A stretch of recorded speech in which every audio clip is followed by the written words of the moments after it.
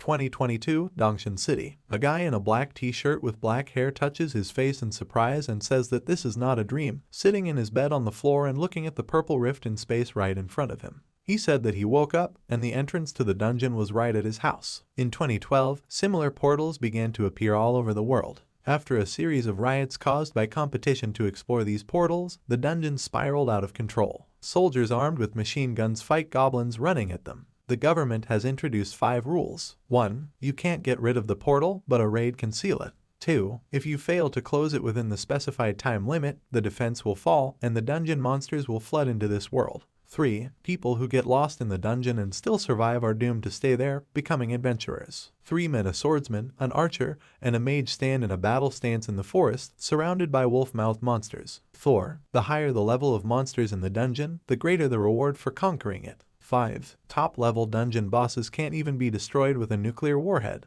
10 years later, because of the continuous appearance of new portals and their endless captures, the world has gradually come to terms with this. In recent years, information about dungeons and adventurers has gradually begun to leak out to the public. In addition, the Canadian edition of Adventurer Weekly published a research report. The newspaper has an article with the headline, "Adventurers. Only 1 out of 20,001 good luck." It says that as of July 2022, there are about 35,000 registered adventurers worldwide, and that on average, there is 1 adventurer for every 20,000 ordinary people. The article says that these 350,000 adventurers have an average net worth of $20 million.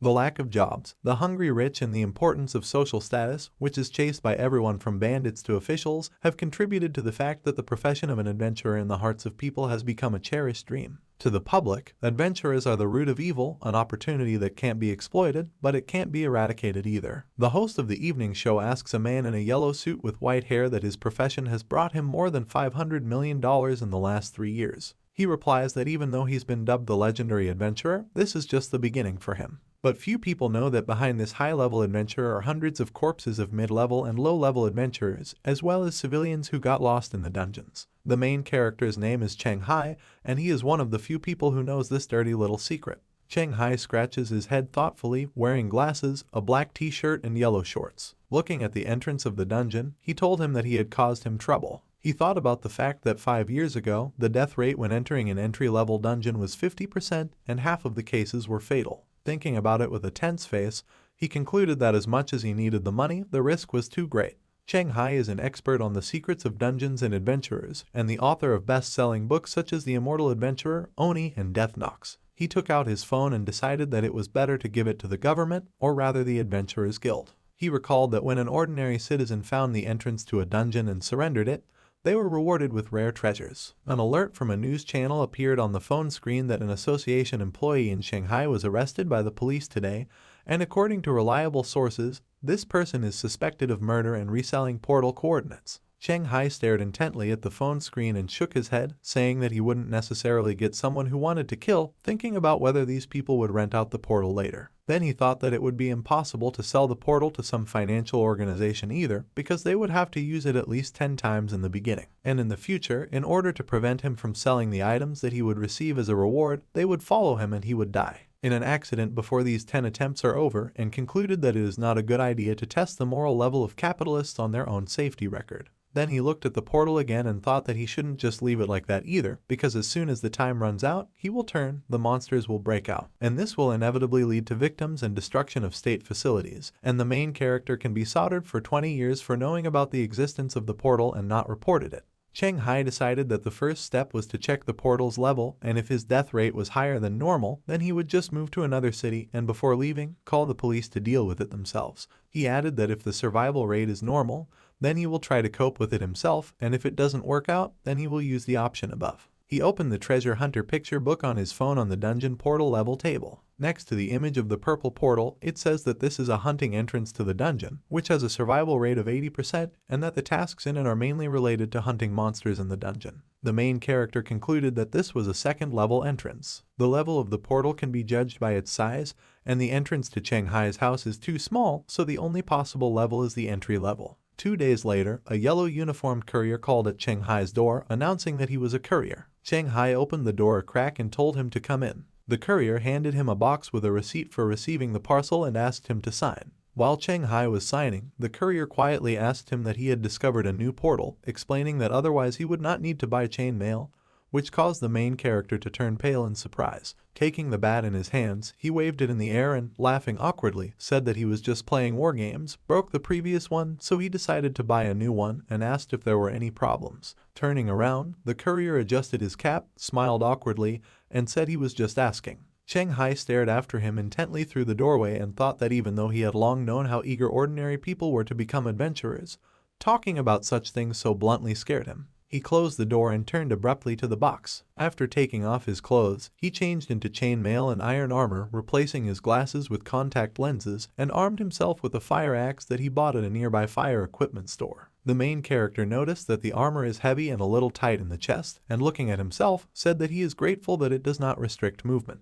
He stared intently at the portal to the dungeon and stepped inside. After leaving the portal, the main character found himself in the forest and noticed that the first enemy would be werewolves. He was glad that he had bought the chain mail for a good reason, and noted while waving his finger in the air that according to official information, after a newbie entered the dungeon, the adventurer's panel and exit conditions would be activated. Status, inventory, achievements, and task buttons appeared in the air. He opened his status, where it says his name, race, first adventurer rating, that his profession and nickname are missing, and the main characteristics read Strength 9, Agility 9, Physique 10, Intelligence 16, Perception 10, Charisma 11. That the basic stats of ordinary people are about 10, the weaker ones have 8, and the outstanding ones have 14, and he didn't train, so he was counting on 9, not 16. He smiled smugly and said that charisma and intelligence might not be the most useful stats at an early stage, but 16 intelligence points are not so common. Then he added that strength, agility, and physique can be improved through training, but intelligence can't.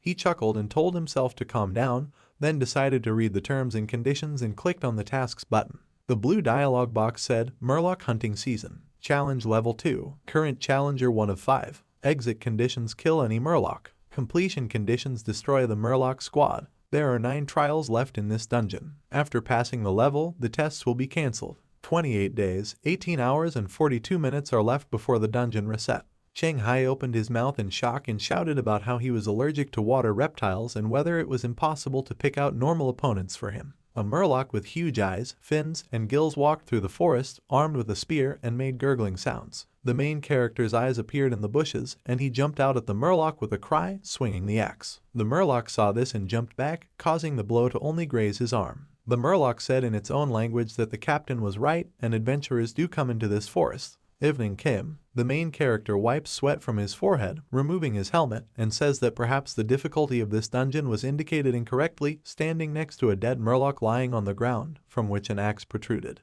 Cheng Hai noted that he had barely managed one, and thinking about what would happen if there were several of them, he wondered if he should go back right now. To the main character's surprise, a dialogue box appeared in front of him, saying that his level was increased. In the window with the status of the main character, the adventurer rating changed to the 2nd level and a nickname appeared, I'm with Murloc's 50-50. He got angry at the insult, picked up the Murloc spear, and decided that that was enough for today, and that he would challenge this dungeon after hiring a personal fitness trainer and improving his core stats as he went back to the portal. Chai Han walked out of the portal to his room and collapsed on the couch, moaning that he was tired a lot, adding that it was the first time he had gotten up from the couch in half a year. A dialogue box appeared in front of him, with the dungeon exit condition highlighted in green. The main character noted that the mission was completed and that strange things happen after leaving the dungeon. The dialogue box says that the adventurer has been found to have left the dungeon and that the settlement is starting. Cheng Hai chuckled and said that he was asking for some, saying that he should be given a magic bottle so that he could improve all of his stats. The dialogue box announced that the calculation was completed. It read, E-rating comment, you can order more dishes. Reward, additional standard props, standard thermos flask. The main character raised his hands in rage and shouted about what other dishes, asking if he hadn't just leveled up. Deciding that something was better than nothing, he decided to see what this thermos can do. A thermos flask appeared in the protagonist's hand. The dialogue box reported that this item is able to condense 500 milliliters of pure water daily, and that an improvement is available. In a rage, he shouted about who got the trash and threw the thermos bottle on the floor. Second day, gym building. Cheng Hai said hello and said that he had an appointment with Ko-chan. A short-haired, red-haired girl wearing a blue top with black straps said that he must be Cheng Hai and told him that the coach was waiting for him in the VIP lounge. She showed him the way, and he followed her. Cheng Hai thought about how he didn't think that a small town like Dongshan would have a trainer who specialized in providing body-shaping services for new adventurers. Such important indicators for adventurers as strength, dexterity, and endurance can be improved with the help of exercises.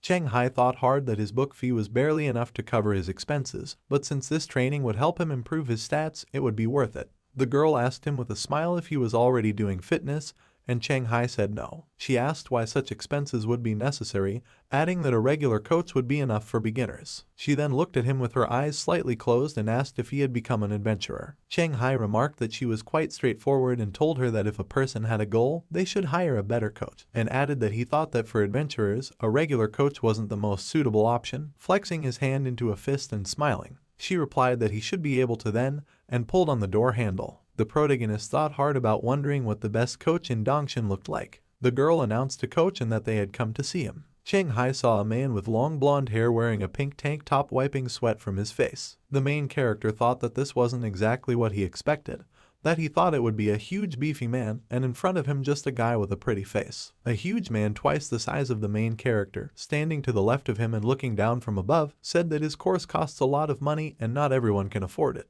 The main character turned around in surprise and looked at him. Coach and rank AAA asked him about his desire to become an adventurer. The main character does a bench press while coach and counts. Cheng Hai's hands are shaking and he tells him that he can't do it anymore after 5 times. The coach took the barbell out of his hands and said that's all for today. Cheng Hai sits down and tries to catch his breath. The coach notes that it was 5 times 30 kilograms and you need to increase to 35 kilograms. He added that even with the discount that he is a beginner, given his weight, the result is very weak. Cheng Hai grits his teeth and thinks that he knows that his physical capabilities are below average, and that this is not enough, noting that the average figure is 50 kilograms. The man in the pink t-shirt says that the main character's foundation is weak, and notes that the limit value of 35 kilograms when converted to the adventurer's indicator should be 9. Coach An says that the values of strength, endurance, and agility of ordinary people are relatively balanced, and their margin of error is small, and it is almost impossible to improve these indicators in a month. Still breathing heavily,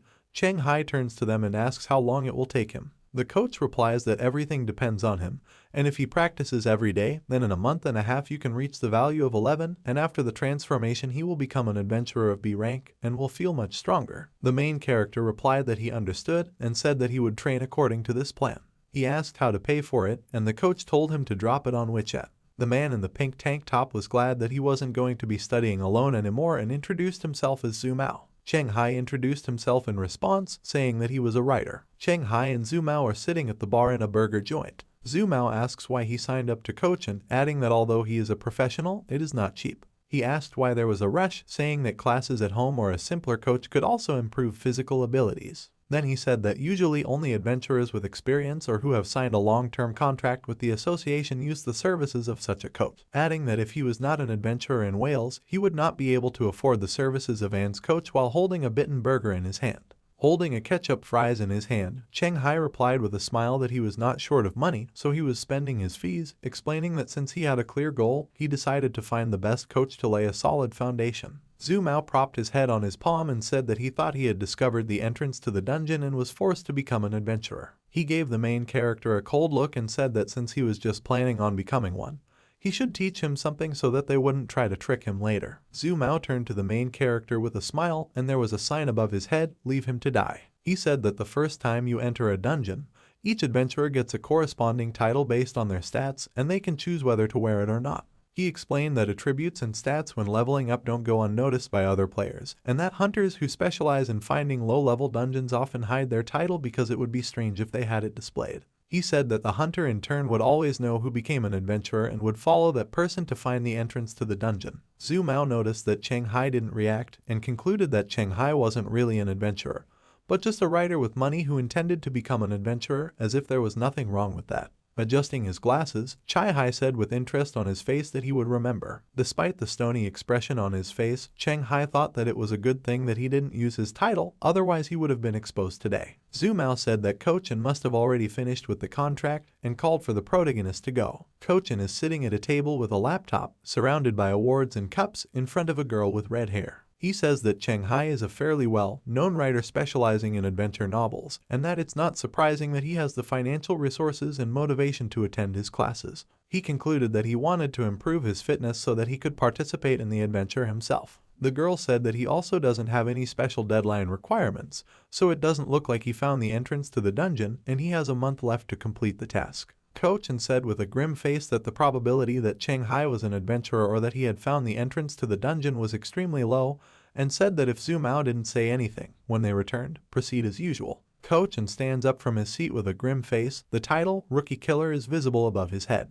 He said that as long as the Dongshan Elite Dungeon trial didn't disappear, he definitely wouldn't miss out on the opportunity to earn some extra money. Zhu Mao and Cheng Hai enter the room where Cochin and his assistant are waiting for them. He notices the title above Cochin's head, but doesn't show it. Cochin tells him that the contract has been drawn up, and if there are no problems after reading it, he can sign it. The main character agreed with a smile, nervous in his head about how even the coach is an adventurer. The girl showed him where to go. Cochin narrowed his eyes as he looked at Zhu Mao and noticed that the main character had a normal expression, and that the latter didn't pay much attention to the inscriptions above his head after looking at him, concluding that he didn't look like the one who had just discovered the dungeon. He asked if the man had done anything wrong. Scratching his neck, Zhu Mao replied that he couldn't because they had a contract. Zhu Mao is a level 6 contract adventurer. When Cochin left, he said that there was no need to constantly monitor the main character. Cheng Hai put the papers on the table and said that everything was ready. The girl gave him a copy of it and asked him to wait a bit, saying that Cochin would test it.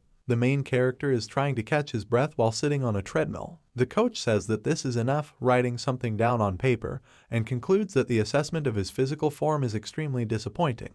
He said that they would not do an agility test, and next week they would focus on strength exercises and fitness, asking at what time it was convenient for him. Wiping his face, the main character replied that he was always comfortable. Before leaving, Cochin told him to come back tomorrow at 10 in the morning and not eat anything greasy for breakfast. Lying face down on the bed, Cheng Hai says that he didn't think the largest chain of fitness centers in China would do such a thing, and that they just use the body shaping services for adventurers as bait. He added that if he made any mistakes, they would immediately understand that he was hiding something and eliminate him. He thought that it wasn't so surprising now that there was a similar coach in his town, and assumed that there were some all over the country. Then it dawned on him, and he sat up excitedly. He realized that all services related to adventurers were similar to this one, including the chain mail he bought. Looking at his phone, the protagonist thought that he was lucky that he realized in time that it was unwise to buy chain mail and weapons in the same store. Otherwise, it would definitely arouse suspicion, and that he underestimated the risks of being an adventurer. Looking at the portal, he thought that he needed to adjust his plans. Cheng Hai walked out of the portal in the forest, clad in armor, and said that he originally thought to return here after he finished training. But he didn't expect that the real world would be so violent that low-level adventurers were waiting at every turn.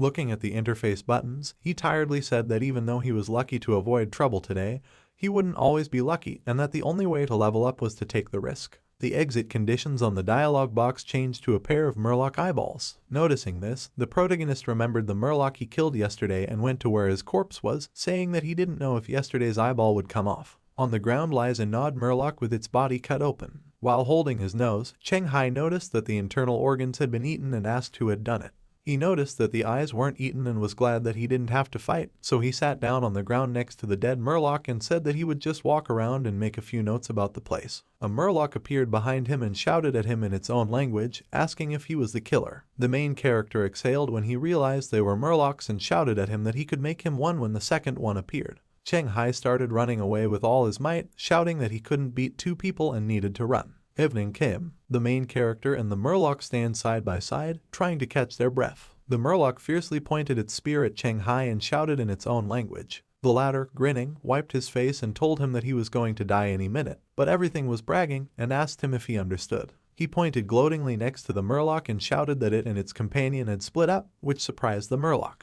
Cheng Hai smiled maliciously with the axe in his hands, looking down at the murloc. With a blow of his axe, he sliced it in half. The second murloc jumped out of the bushes and charged at the main character, shouting. He turned and smiled ominously. The murloc was startled. Swinging the axe, he shouted at him to run, running after him. The dialogue box says that an adventurer has been found to have left the dungeon, and announces the beginning of the settlement. The following dialogue box says that his performance as an adventurer is low and there is no reward. Cheng Hai gritted his teeth in surprise, thinking that he was clearly better this time and asking why there was no reward. Leaning back on the sofa, he asked if the drop rate in dungeons of this level was really that low. Stretching his hand up in front of him, he thought about how if that was the case, adventurers wouldn't be able to earn money and assumed that there was something that everyone knew except for him. Looking at his phone, he considered asking Zhu Mao and the coach tomorrow, but decided to make sure that they definitely didn't think he was a dungeon owner and a novice adventurer. Day 2. Zhu Mao asked again about how Zhu Mao and coach didn't show up, and the girl replied that Zhu Mao had gone to another city and would be back in a couple of days, and coach was busy today and wouldn't be back until noon.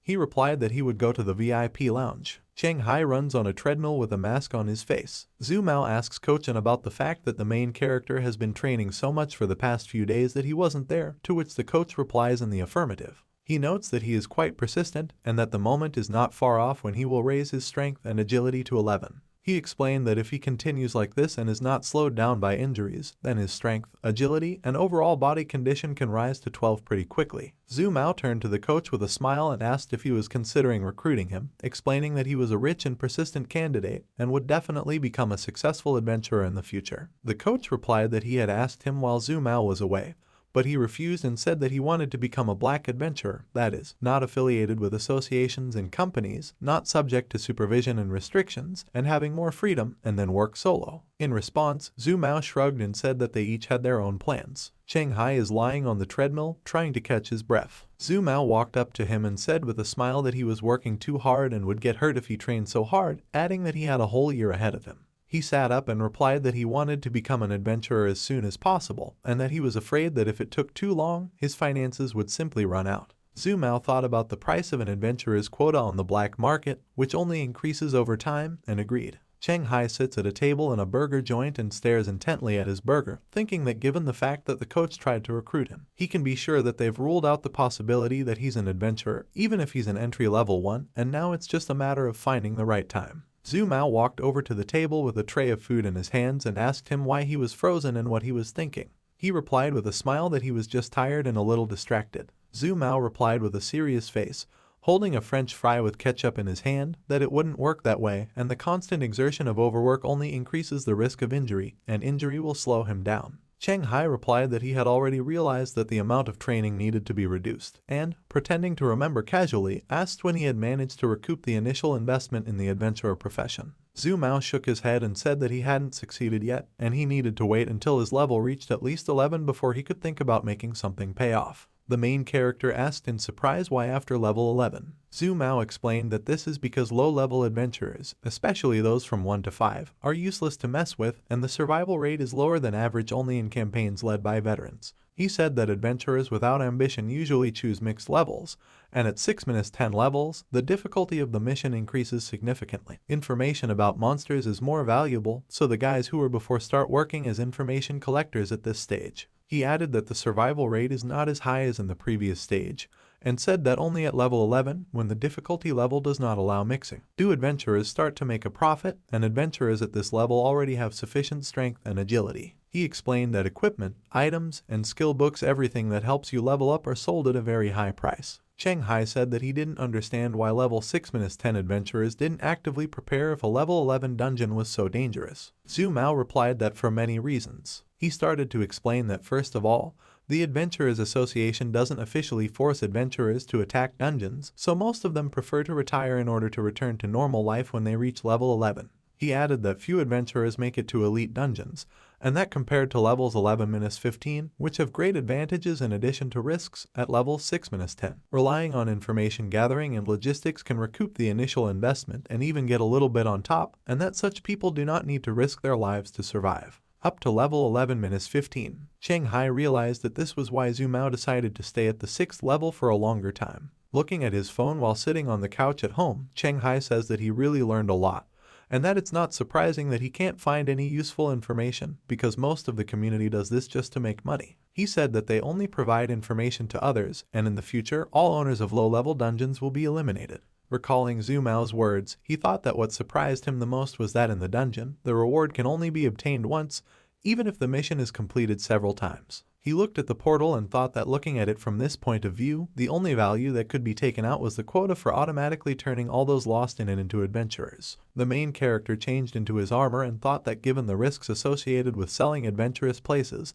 and the fact that he is not short of money. He will try to clear this dungeon as much as possible, and then consider whether to continue his career as an adventurer. He decided to try the method that Zhu Mao had taught him and focus on gathering information early on before thinking about the rest. The dialogue box says, Working Season for Murlocs. Challenge Level 2. Exit conditions: find a lake. Completion conditions: destroy the Murloc squad. There are 7 tests left in this dungeon. After completing a level, the tests will be cancelled. There are 19 days, 18 hours and 43 minutes left until the dungeon reset. The main character was surprised that this mission also did not require combat, and was glad that he took advantage of Zhu Mao's experience and bought a drone, because finding the lake without it would not be the easiest task. Murlocs run through the forest after a creature with a large red tail. One of the Murlocs spots the drone and shouts something in their own language. Cheng Hai looks in surprise at the screen on the drone's remote control and sees 4 Murlocs and one large orange Murloc with large pointed swimming trunks looking at the drone. The big orange Murloc let out a loud growl, baring its huge teeth in its mouth. The Murlocs scattered in different directions, disappearing into the forest vegetation.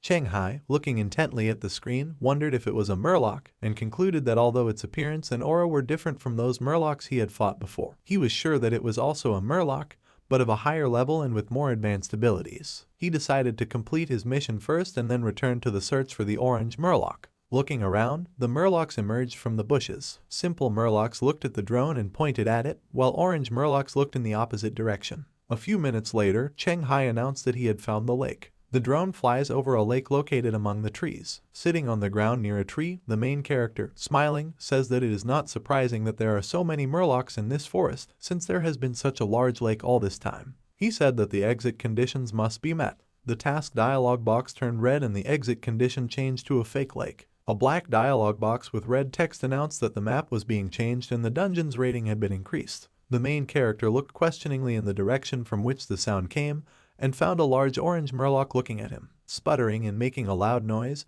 the Murloc lunged towards the main character and smashed the drone's remote control with a blow of its clawed hand. Cheng Hai jumped back and took out an axe. He noted that he was glad that he managed to react to the Murloc's attack, otherwise it would have caused him a serious injury. He glanced with annoyance at the drone's control panel lying on the ground, broken into pieces. Then he checked himself, decided that this wasn't the time to think about it, and this Murloc was too fast, and he would have to be careful. 4 simple green Murlocs emerged from the forest behind the orange Murloc, and the protagonist counted them, noting that they were all around him. The orange Murloc lunged at Cheng Hai and struck him in the shoulder with its claws, shattering his mail shirt and leaving him with a wound. He noted the Murloc's speed by looking at the blood spurting from the wound on his shoulder. The Murloc looked back at the main character and asked in its own language what was going on. Cheng Hai thought that if it wasn't for the chain mail, he would probably have lost an arm by now, and wondered if it was true that novice adventurers had to deal with such creatures. Standing in a threatening pose, the orange Murloc asked in its own language why this person was so difficult to kill, then shouted at the other Murlocs not to just stare. Turning around, the main character noticed that the Murlocs began to approach him.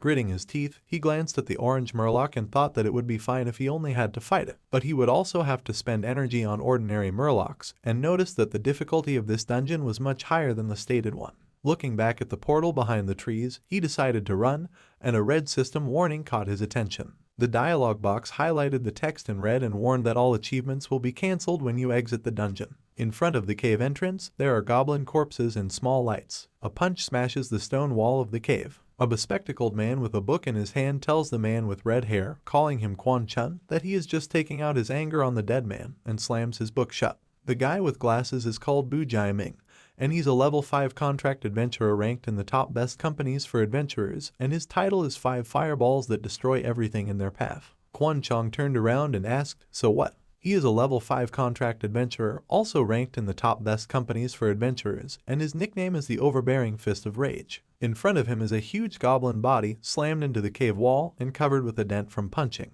Quan Chong says it's because he's too weak to resist. Bu Jiaming replied that it would be strange if he could, even considering that his stated 5th level is quite equal to the 9th, saying that only Quan Chong would be lucky enough to encounter such a monster in an entry-level dungeon. Quan Chong said that he wanted to face the legendary bug monster that can only be encountered in the next stage of the dungeon, and that it doesn't scare him because he can always get a coupon to upgrade a miraculous item as compensation, and that he is convinced that he is destined to become a legendary adventurer. Quan Chong smiled confidently as he left. Bu Jiaming thought about how they were only at the 5th level, and noted that the monster he was targeting was truly legendary. He wondered how Quan Chong planned to get such a rare coupon, and assumed that Quan Chong had just blurted it out without thinking. The dialogue box says, "Challenge level is unknown. Exit conditions. Last 3 minutes with an abnormal murloc with high combat power. After completing the task, you will receive an additional compensation, a coupon for improving a wonderful item." Cheng Hai angrily shouted at the window that he wanted to escape, and asked about how it wanted to pretend that it wasn't there. The orange murloc leapt at the protagonist, raising its paw to strike, and shouted in its own language that it was finished. Cheng Hai stares intently at the murloc's paw approaching him. Blood spurts out, and his helmet flies off his head. Cheng Hai fell to the ground on his knees, and blood is coming out of his head, which is raised up, and he thinks that this is the end. The orange murloc speaks in its own language about being disappointed and being bored, and that leaves it to other murlocs. The main character stares blankly at the ground, the murloc spear in front of his face, and he thinks that if he could see the future, he would never have entered this dungeon and become an adventurer. He thinks of the best-selling bookstore window. He thought that he knew what he had signed up for, and that he had often dreamed of getting into the dungeon over the past couple of years. He remembers his joy at first defeating the murloc and the hard training. Then he thinks about how he was wondering if he would become like the characters in his novels, who had to go through many dangerous situations and experience all the joys and tribulations of an adventurer's career firsthand. He remembers talking to Zhu Mao. Cheng Hai is kneeling on the ground, blood dripping from his head to the ground.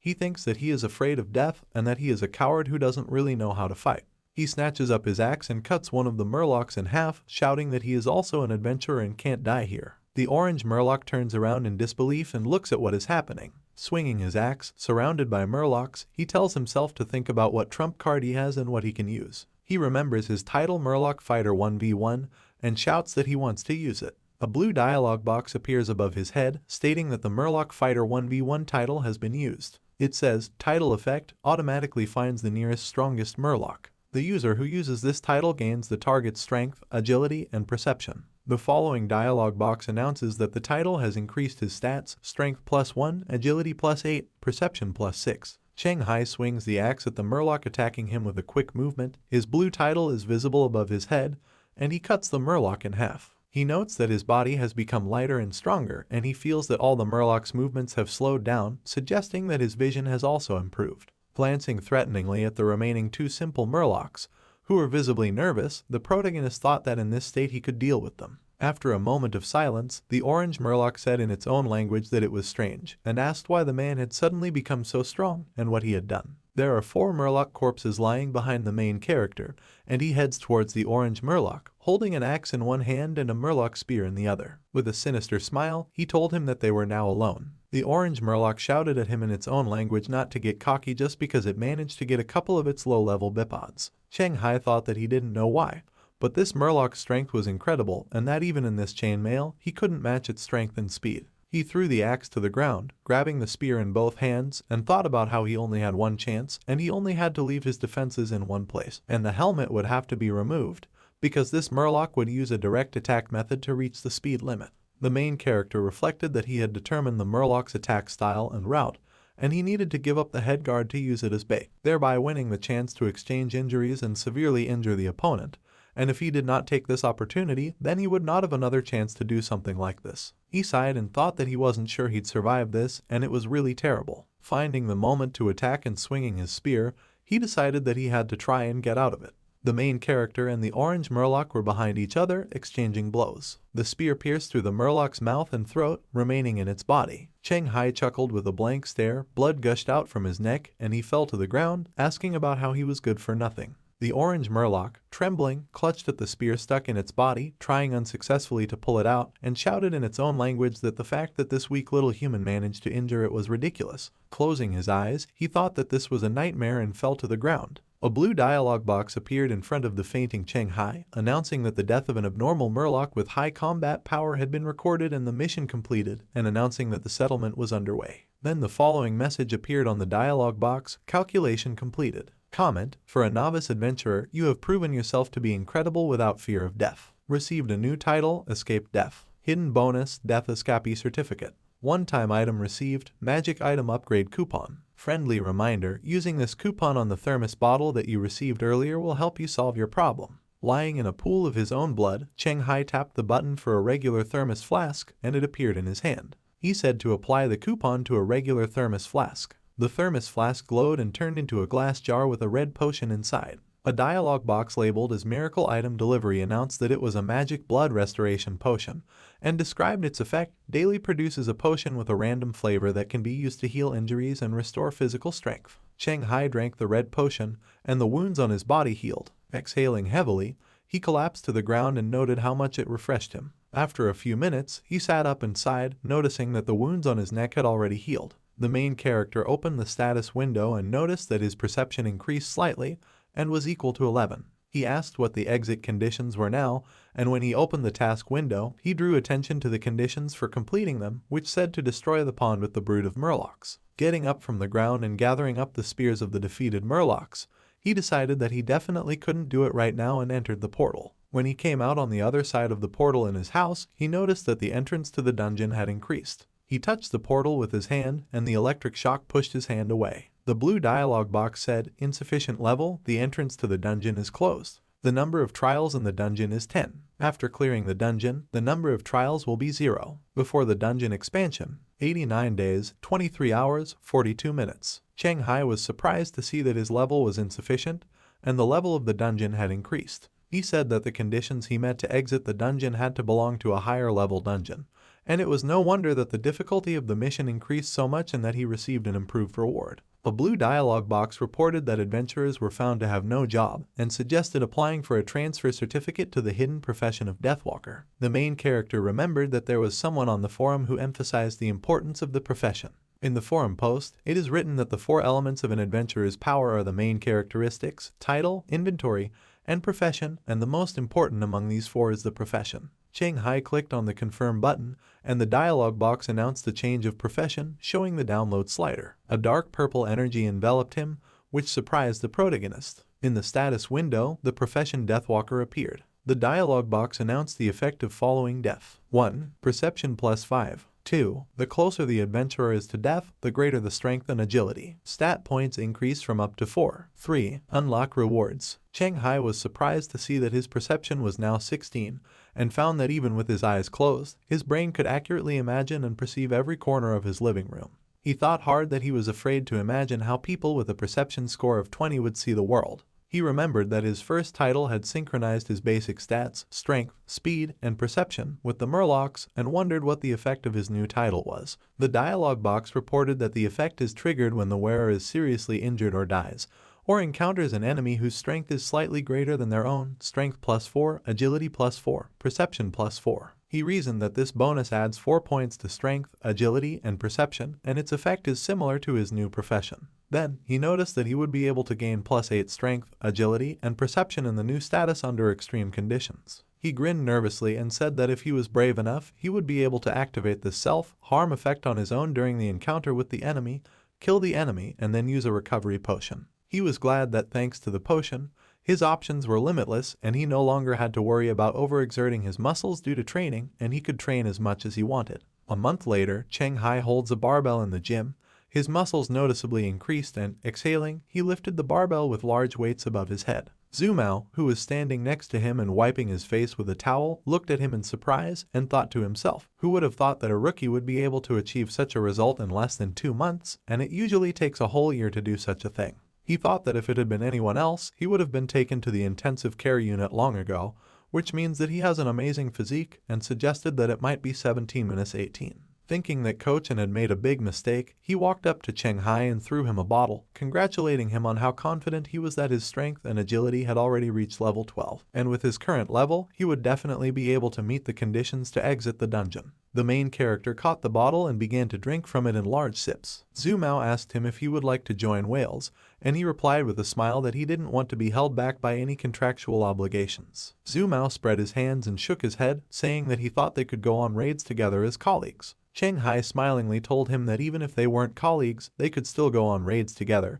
and told him that he was going to purchase a couple of dungeon spots after asking him for advice. He thought about it. Cheng Hai asked in surprise, a non-specialized alliance. Then he asked if he understood correctly that they were the largest non-specialized group. Raising his palm up, Zumao replied that if he was going to buy a place in a dungeon on the black market, he would advise him to choose a place in a low-level dungeon that was covered by the guarantee of a non-specialized alliance. The main character asked why. He explained to him that usually deals involving the sale of adventure seats are accompanied by quite large risks for both the seller and the buyer, and usually sellers are afraid that some veteran will pretend to be a novice, and buyers that after receiving the money, the seller will simply disappear. He added that this does not apply to those transactions that accompany a non-specialized alliance, although they do have quite a large commission, and in transactions that relate to the purchase of an adventurer's seat and other things related to dungeons, they ensure that the seller is in contact with the buyer and that they can be trusted. Sitting on the bed in his room, Cheng Hai looks at his phone and says that he has checked all the available ads, and out of all of them, only the seller from Yunzhou City seems to be more or less reliable, and he has the guarantee of a non-specialized alliance. On the phone screen, a chat is opened with the seller, where Cheng Hai is signed as a Dongshan citizen who likes to write, and the seller is an old driver from Yunzhou. Cheng Hai asked if there were any more seats, to which the vendor replied that they had recruited 6 people and were waiting for 2 more to start the raid. The main character asked how they would exchange and is waiting for an answer. 2 days later, Cheng Hai is standing in a night park in Yunzhou City looking at his phone. He texted the salesman that he was there, and the salesman replied that he could see him. A man with a beefy body, a beard, a white t-shirt on his hairy chest, orange pants, and a jacket tied around his waist ran up to him. He announced his presence loudly, and Cheng Hai turned around. He asked him again if he was really an old driver from Yunzhou, and the latter replied in the affirmative, extending his hand and asking if Cheng Hai was really a Dongshan citizen who liked to write. Cheng Hai greeted him and they shook hands. The salesman turned around and ran, hurrying the main character, announcing that they would now sign a contract and go to the dungeon. The contractor of a non-specialized alliance in a purple suit and pointy-eared glasses signed the paper with a pentagram with a smile and announced to the audience that this contract consists of 3 points. The first is that the final payment of the buyer will be in a special account that they will provide, and that the seller will help them in performing the above-mentioned services, and they will transfer the final payment to the merchant's account will only be charged after the adventurers leave the dungeon. He continued by explaining that after entering a dungeon,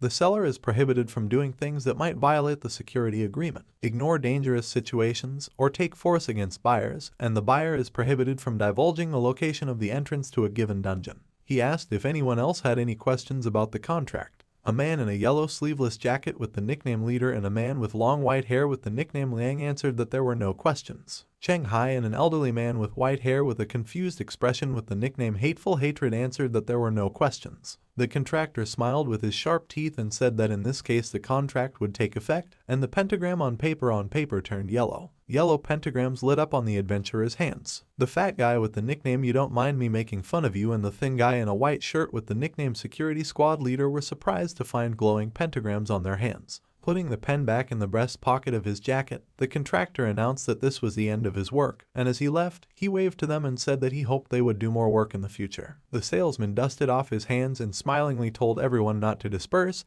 and he would lead them to the dungeon entrance. At an abandoned construction site, a salesman points out the blue entrance to the dungeon to adventurers. A man in a business suit and glasses with the nickname Dungeon Finance Specialist admired that the entrance was indeed well hidden, and it was no wonder that neither the authorities nor the townspeople had been able to find it for so long. The leader and Liang exchanged glances, and the leader smiled. With a smile, pointing at the portal with his hand, the seller invited them to enter the portal in turn.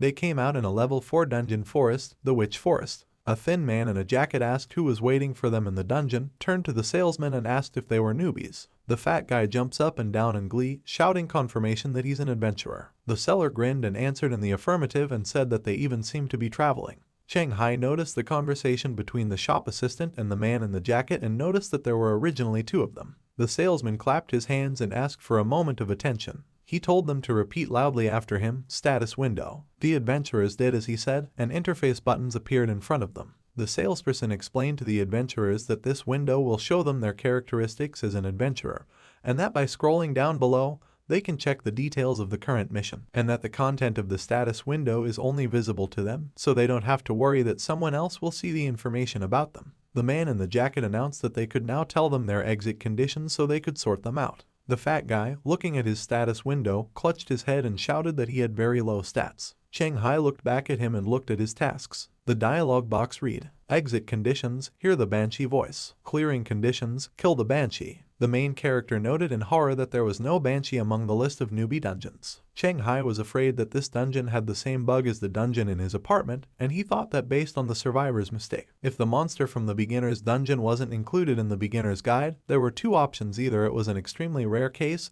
or all the adventurers who had disappeared to encounter it, they died. The pentagram on the bespectacled man's arm screamed that the man had violated the security agreement and given a false condition for exiting the dungeon. Cheng Hai noticed this. The leader of the security team, smiling slyly and keeping his hands in his pants pockets, asked about the fact that they hadn't even started yet, and someone had already managed to break the security agreement by looking at the man with glasses. The leader looked at him in silence, and the man with glasses, smiling nervously, shouted that this was some kind of bug, and his condition for leaving was to collect valuable herbs. The man in the jacket looked at the man threateningly and said that the contractor's contract wasn't always able to give out 100% correct information, but with such a newcomer, he definitely couldn't have such problems, and concluded that his condition for going out was definitely not to collect valuable herbs, and he lied to them. The man fell to the ground in fear, trying to find words, when the leader came up to him, put his hand on his shoulder, and told the man in the jacket that he had only recently become an adventurer and didn't know all the rules yet, so it was normal for him to make mistakes, and asked for another chance. The leader lightly nudged the man with his hand. He clasped his hands in supplication and asked him to forgive him and give him another chance. After a short pause, the man in the jacket agreed. The seller asked everyone to announce their conditions for exiting the dungeon, and clarified that they should not be mistaken. The man said that his mission was to find the lake banshee. The fat guy said that his mission was to hear the banshee's voice. Cheng Hai said that his mission was to look at the banshee for 10 seconds. The other adventurer said that he also needed to find the banshee. The man in blazers thoughtfully listed the missions he had just heard. Liang, who was standing next to the worried, hateful man, asked if these missions were dangerous. The man replied that it all depends on the situation, and told them not to be afraid because they will not have any problems with them. Hateful Hate put his hand on his chest, trying to calm down, and said that it wasn't so bad yet. The salesman turned to them and told them that he would take them to the witch lakes in the forest and told them to keep up. They came to the edge of a forest lake. The man in blazers called up the adventurers panel and took out a harmonica. The leader of the security team asked the salesman what he was doing, and the salesman replied with a smile that he was summoning a lake banshee. A man in a jacket plays the harmonica. He asks the seller how he found out the method of calling her, to which he replied that this is a secret of the company. A girl with light blue hair and pointed ears poked her head out of the water. It flew up into the air, and the fat guy pointed at it and shouted that he had found it. The leader and the man with glasses said that they completed their mission by looking at the dialogue boxes. Cheng Hai looks intently at the banshee and counts to 10, then calls up the status window that says that the exit condition has been met. The salesman told them to use earplugs because the banshees would sing their song. The fat guy asked, putting earplugs in his ears, what would happen if they were not inserted. Picking his ear, the salesman replied that witch chanting would destroy his brain, adding that a first-level beginner who had just become an adventurer would surely die immediately. The fat guy covered his ears with his hands in horror, while Hateful Hate and the bespectacled man screamed in fear. The man in the jacket continues to play the harmonica, and the banshee begins to sing back, raising his hand in the air. The nose of the bespectacled man and the fat guy started to bleed, and their faces turned red. Cheng Hai noticed that his nose was bleeding, even though he only heard the beginning of her song. He was glad that he was wearing earplugs, otherwise he would have been dead by now. He thought that this was to be expected of a creature from a dungeon that wasn't listed in the beginner's guide. The man in blazers stopped playing the harmonica, moving it away from his lips. The banshee noticed this and dived back into the water. The man waved to the adventurers, explaining that everyone had been able to complete their mission, and added that they could return the same way they came. The leader of the guard squad, wiping the blood from his nose, retorted that he had done a little research before coming here and found out that the plants and minerals from the dungeons were of great value. He said that he was sure they were in a hurry to send them off just to collect everything alone. The man in the jacket stared at him in silence with a dark look. Smiling smugly, the leader of the guard squad said that they had paid for everything and asked why they couldn't collect valuable herbs and minerals in the dungeon to restore the blood loss. The salesman shouted at him that it wasn't in the contract. He replied that there were no rules against it either, and the salesman gritted his teeth. Cheng Hai asked Wu Liang about the fact that adventurers can collect herbs and minerals. He replied that in fact, most adventurers can't pass through customs,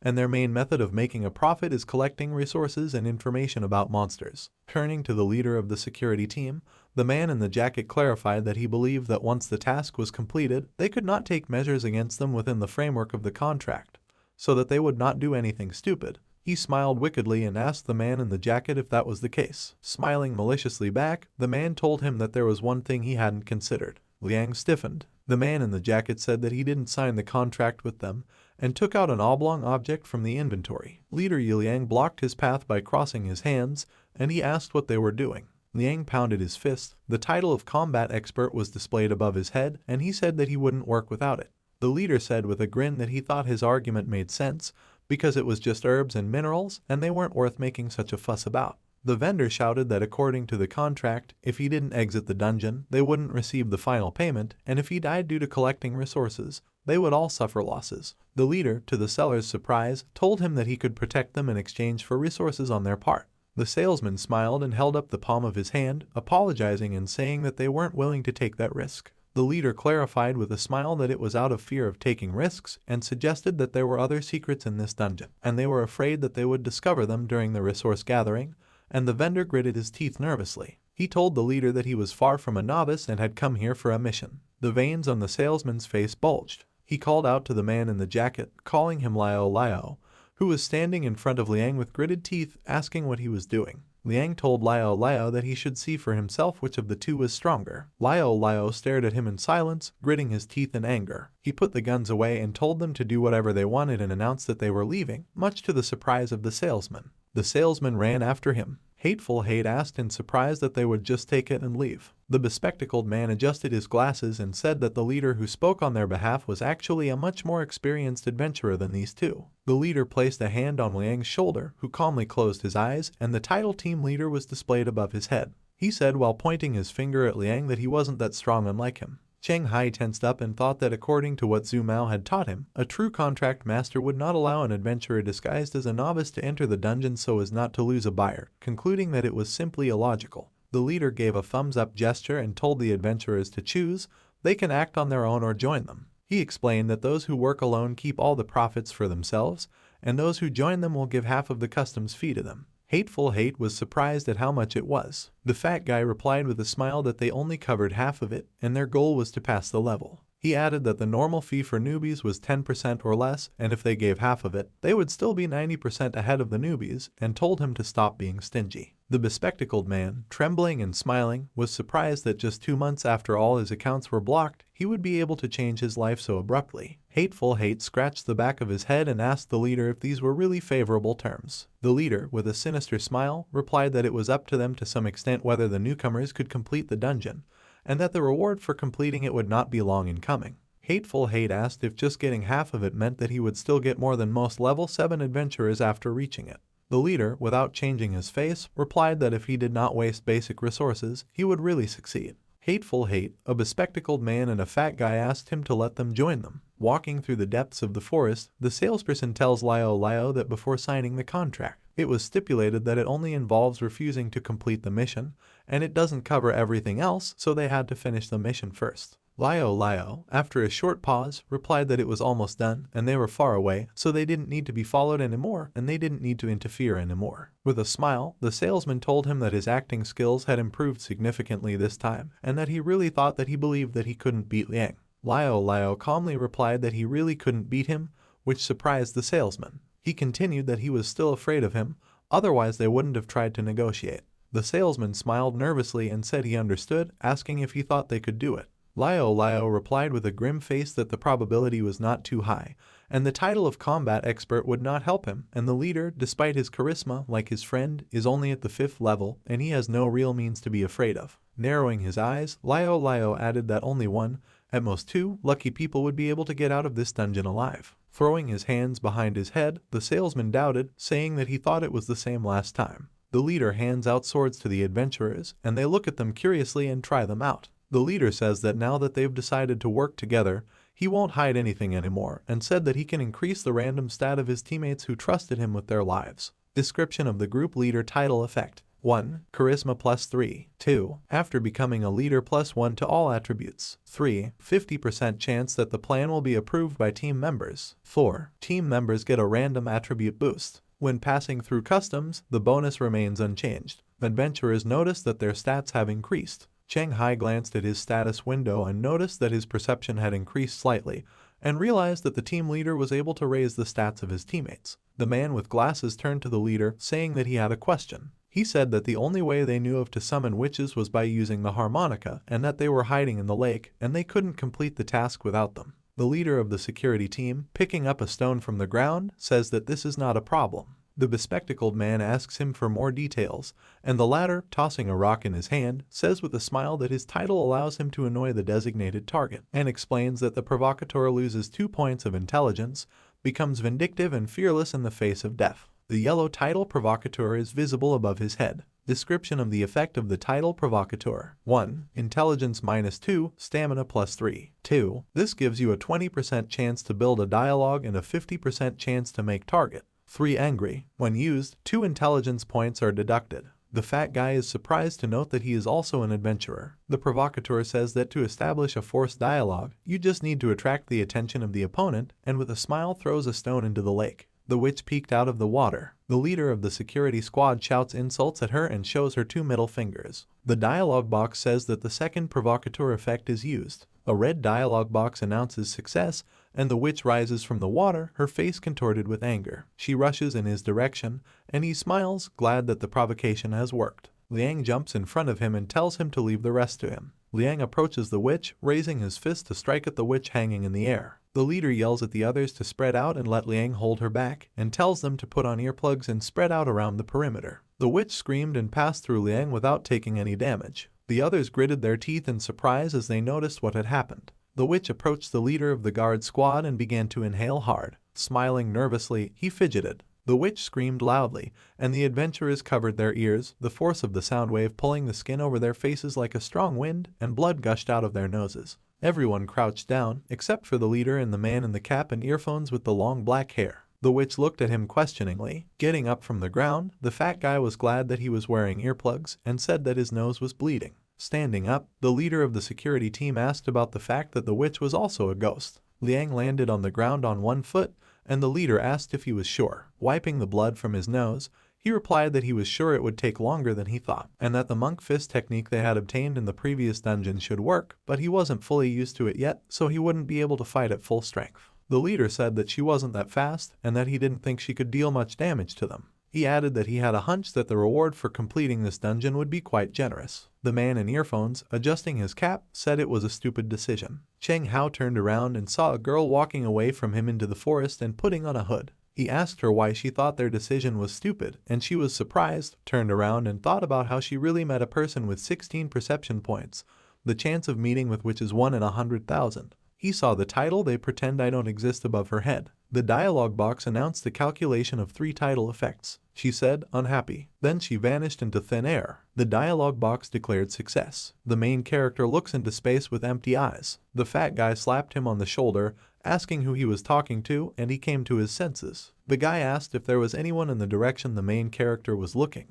and the main character started talking about seeing someone there, wondering if it was a hallucination. Then he sensed something and announced that someone was coming, to which the guy asked, who is coming? Several witches, identical to the one they are fighting, flew out of the forest. Liang slammed a fist that radiated yellow energy into the witch's stomach, sending her flying backwards. The bespectacled man and Hateful Hate were overjoyed. Liang landed behind the witch, who had fallen to the ground on her knees and was holding her stomach. Noticing the witches approaching, he turned back to where the fat guy and Cheng Hai were standing, and shouted to the leader that they were mistaken, and there were more than one witch in this dungeon, and they obviously knew about it in 2 ways. Behind the surprised leader, many witches flew out of the forest. The fat guy opened his mouth in horror. The leader of the security squad chuckled sarcastically, asking if it was too much. The leader stiffened. Cheng Hai clenched his teeth tensely and thought that earplugs would be useless against so many. Liang asked why everyone was frozen and shouted for them to run. The adventurers ran as fast as they could, splitting up in the forest. Hateful Hate runs, waving his arms, one of which is tied with a red thread tied in a bow, and in horror asks why this always happens to him.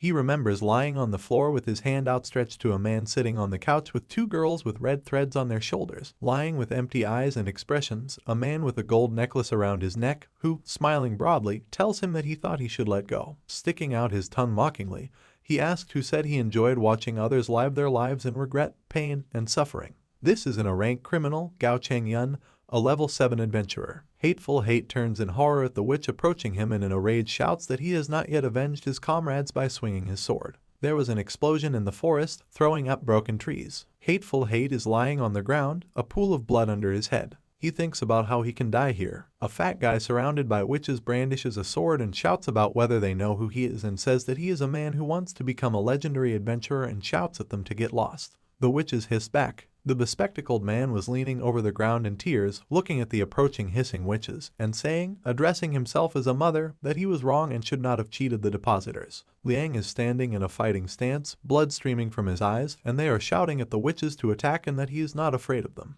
Behind him, the leader is sitting on the ground with his back against a rock. His eyes and ears are bleeding, and he tells himself to pull himself together. He reflects that it's no wonder the vendor and Liao didn't put a level limit on entering the dungeon, and that they are deliberately luring level 4-5 adventurers here to take all the resources after they die. With a look of annoyance on his face, the leader says what a good plan this is. Cheng Hao approaches him and asks if he has any ideas on how they can kill these witches. The leader turned to look at him in surprise, his bloodied eyes still closed. Cheng Hao told him to hurry up if he had a plan. Then he said that they had other ways of attacking besides the voice, and that even though their strength wasn't that great, they could still deal a lot of damage. He added that even if he sacrificed his hearing, he wasn't sure he could get out of the dungeon without being chased by them. Hearing his voice, the leader asked him if he was a writer from Dongshan, to which the latter replied in the affirmative. The leader replied that he did not expect that he, a novice, would be better than him, and asked how he understood him if he had hearing problems. The main character replied that his perception is equal to 16, and he can read lips. The leader replied that in his opinion, there was no way out, and that these witches were immune to physical attacks, and their resistance to fire, lightning, and strong acids was also surprisingly high, and added that frankly speaking, it wasn't something that a team of adventurers like them could handle. The main character clarified with him that it turns out that he can't do anything. Gritting his teeth and not speaking for long, the leader replied that he could. He explained that in the last dungeon, Liang received a small jar of sacred oil blessed by the monks. Liang screams as he is attacked by the smiling witches, blood pouring from his mouth, ears, and eyes. The leader added that his monk's fist could injure a witch, and the sword bound with sacred oil could also deal damage to them, and said that it was only damage, and that he didn't think a novice adventurer would be able to survive a siege by so many ghosts. Stepping forward, to the leader's surprise, Cheng Hai said that they couldn't just sit idly by. The witches looked at the approaching protagonist in surprise and shouted at him. The dialogue box announced that he was on the verge of death and activated the second effect, Strength +4, Dexterity +4. Above the main character, who was shrouded in dark purple energy, the title Escape Death appeared. The dialogue box reported that the title holder was in the correct physical state, Strength +4, Agility +4, Perception +4. He sat down on the ground behind the Liang and picked it up, holding it under his arm. Cheng Hai asked him if he could hear him, and said that he had asked his companion, who had told him that to pass the dungeon, he had to give him oil. He asked if he agreed. Gritting his teeth against the pain, Liang asked again, pass the level. Then he replied that he seemed to be blind and was afraid that he couldn't control the adventurer's panel to get him what he needed. The main character looked at the ground in frustration. Liang then raised a fist glowing with yellow energy and said that he had another way to mine it for him. He slapped his chest and blood spurted out of his mouth. Shocked, Cheng Hai asked what he was doing. As Liang was dying, he thought that it was possible to get the oil after his death. Looking at Liang's body, the protagonist thought that he had a feeling that Liang had made a mistake and that the oil wasn't worth a person's death. Beside Liang's corpse lay glass, iron, and oil blessed by the monks. He noted that as a result of the effects of his titles, he gained 20 dexterity points, which would be enough for him to escape even though the chances of survival are not great. Cheng Hai holds a yellow bottle of oil in his hand. The dialogue box announces the receipt of an unknown magic item, oil blessed by monks. He poured oil on his sword as the witches swirled around him. He looked at them and said he wouldn't hold back because they were getting on his nerves. The witches got angry and threw an attack on the main character. Cheng Hai stood with his sword in both hands while the witches slashed at him with their claws. The dialogue box announced that the sword blessing was open. The following dialogue box explained that this is a magical sacred technique that adds +2 damage to evil creatures. While preparing to attack, Cheng Hai repeated, +2 damage. Swinging his sword, his eyes lit up red, and he said, then let's get started. The salesman and Liao are standing in front of the entrance to a dungeon in an abandoned construction site. They notice a glow from the portal where the girl with the title comes out. They pretend that I don't exist, and the seller notes that someone still managed to get out, but he doesn't see the person who came out of the portal. Liao, yawning, asks who is there and if he was mistaken. He replies that he is serious. She thinks that they really do use unsuitable dungeons as traps to lure adventurers there, leave them to die, then collect drops from them, and sometimes even kill the survivors with their own hands. As she stares at her phone, she thinks she knows why they're doing this. Her phone screen shows a chat with her employer. She writes that after an investigation, it turned out that there are problems with the dungeon in which the employer's son died. In the next message, she explained that the adventurer who sells the place to his son is a scavenger vulture, a person who uses high-difficulty dungeons to kill adventurers for their resources. The employer replied that he knew, and said that the reward would later go to the girl's account. Cheng Hai cuts the witch in half with a sword strike. The witch disappears into thin air with a cry. Tired, Cheng Hai falls to the ground and tries to catch his breath. He thinks it was close, and if there were just a few more of them, even a recovery potion wouldn't help him. He turned his attention to the adventurer's panel, where a notice appeared stating that the death dance he performed with the banshee was so beautiful that the passing ruler of death liked it, and he received the gift Undead Can't Kill Me, which will save him from dying at the hands of non-life, and yellow a hint that suggests closing a dungeon, with a friendly reminder that shared dungeons are more important than individual ones. Upon discovering his newfound bonus of being immune to death at the hands of the undead, the main character perked up with joy. Deciding that the extra reward is so great that the main rewards and resources pale in front of it, he agrees to close the dungeon. A blue dialog box indicates that the calculation is in progress. The calculation is complete, and the yellow dialog box says, "You, an adventurer of the Z level. We have taken a step towards becoming a legend.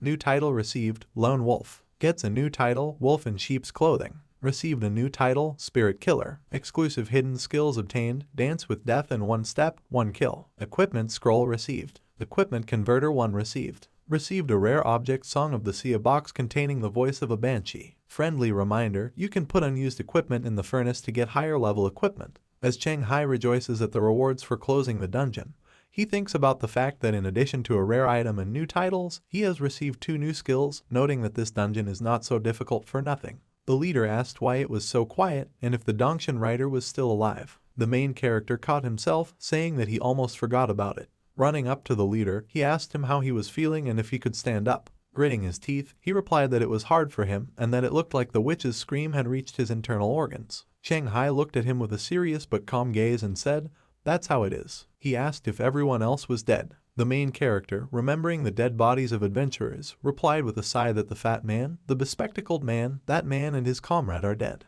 The leader noted that Cheng Hai didn't seem to be in the dungeon for the first time, and suggested that his level was very high, as were his stats. Touching a finger to his cheek, he replied that he thought the leader would be the one to sort things out. He replied that he was left all alone and asked not to talk about it. He offered to cooperate and said that he would keep his secret, explaining that in exchange for his rewards, he would do the same for him, and asked how he would feel about it. He added that if he does not trust him, he can take the contract as a safety net. Next to the leader of the security team lying on the ground is a bundle of paper signed like a bureau contract. Cheng Hai pointed the sword at the leader and said that the dead leader would also keep his secret perfectly, and then he could keep the contract for himself. The leader replied that he wouldn't be able to get the most out of this dungeon that way, and that the contract was directly related to the mission of this dungeon, asking if he didn't understand that. The main character looked at the leader in silence, without removing his sword. The leader said that the vendor and Liao were probably waiting for the survivors at the entrance of the dungeon, and that they were much stronger than he thought. He added that he could divert their attention so that he could fight back or escape, and that letting him out of here alive was the best option for Cheng Hai. The entrance to a dungeon in an abandoned construction site lit up, and when Liao noticed this, he noticed that someone was coming after all. The salesman, flexing his fists, said that last time he probably really imagined it. Cheng Hai came out of the portal, helping the leader walk. The salesman noticed that the dungeon was collapsing and asked in surprise that they had cleared it out. Behind the leader, a sword appeared in the protagonist's hand, and Liao shouted at the vendor to watch out for it. Cheng Hai, with a serious face and red eyes, charged and pierced the chest of the salesman, causing blood to gush out of his mouth. Glancing nervously at the protagonist, Liao said, "Lone Wolf." With his face covered in the vendor's blood and his eyes glowing red, Cheng Hai turned to him and said that the weaker one should be removed first. The dialogue box says, "Dance with Death. During danger, the damage dealt is tripled." The next dialogue box says, 1 step, 1 kill. On the edge of life and death, your perception increases to 18, and you can predict your opponent's next move.